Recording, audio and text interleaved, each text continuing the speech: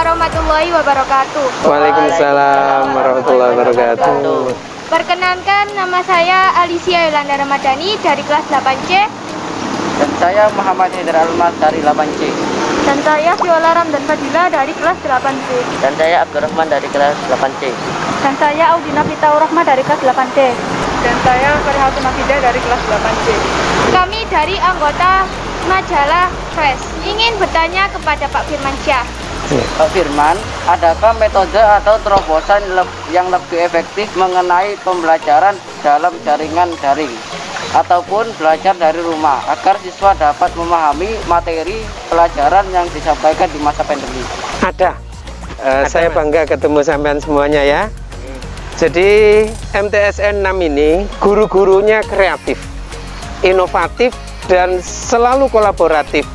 Sehingga banyak cara metode yang efektif untuk bisa pembelajaran daring.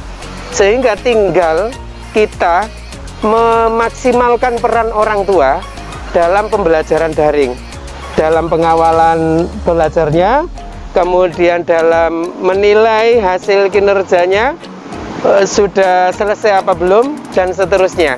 Sehingga peran orang tua menjadi sangat penting untuk memaksimalkan hasil daring, dan itu pun hanya tidak banyak orang tua yang mampu mengawal dengan baik karena memang kondisinya orang tua. Jadi fleksibilitas ini menjadi penting bagi madrasah untuk memaksimalkan hasil daring.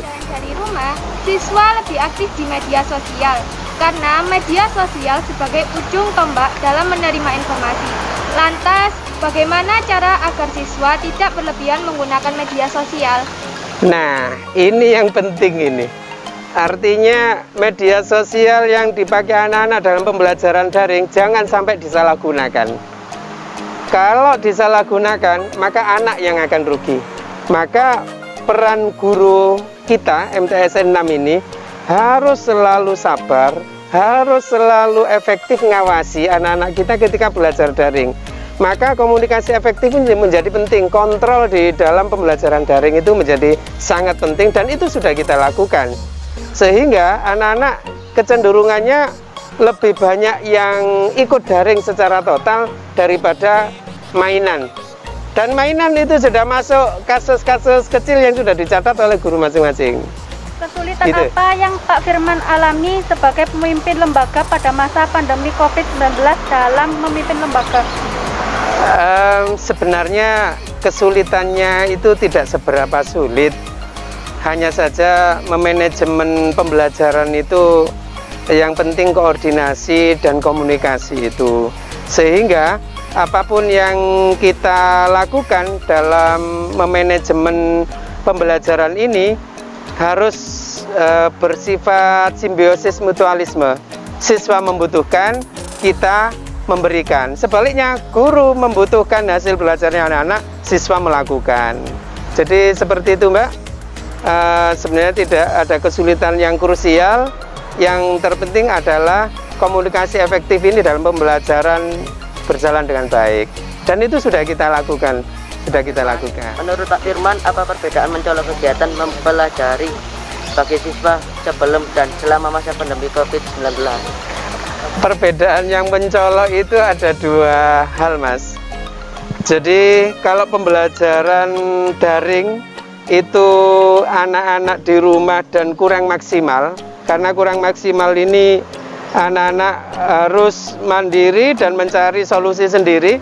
Tapi kalau di pembelajaran tatap muka langsung ini sangat-sangat besar fadilahnya atau kekuatannya atau manfaatnya sangat besar, karena anak-anak bisa, kalau tatap muka itu jelas-jelas anak-anak bisa langsung tahu kemampuannya, langsung tahu solusinya, langsung tahu dengan apa yang harus dilakukan.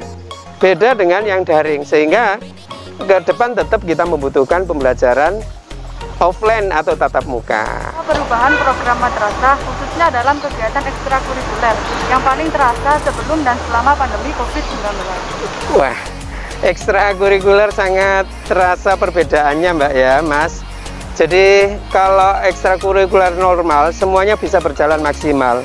karena masa pandemi, maka ada batasan-batasan tatap muka, sehingga ekstrakurikuler yang kita lakukan adalah ekstrakurikuler yang sifatnya konsultatif, konsultasi melalui pembelajaran daring, termasuk di dalamnya ada KIR. KIR kan bisa dilakukan ya melalui pembelajaran daring, kemudian mereka bereksplorasi, termasuk hasil kemarin itu sudah menciptakan hand sanitizer dan seterusnya. Kemudian yang kedua, ekstrakurikuler yang sifatnya bimbingan dari rumah, bidang seni misalnya. Dia bisa merekam diri kiroat ya, ada kiroat, kemudian ada tahfidz ya, rekam diri kemudian dikirim ke pembinanya, dan nanti ada respon langsung, evaluasi dan seterusnya.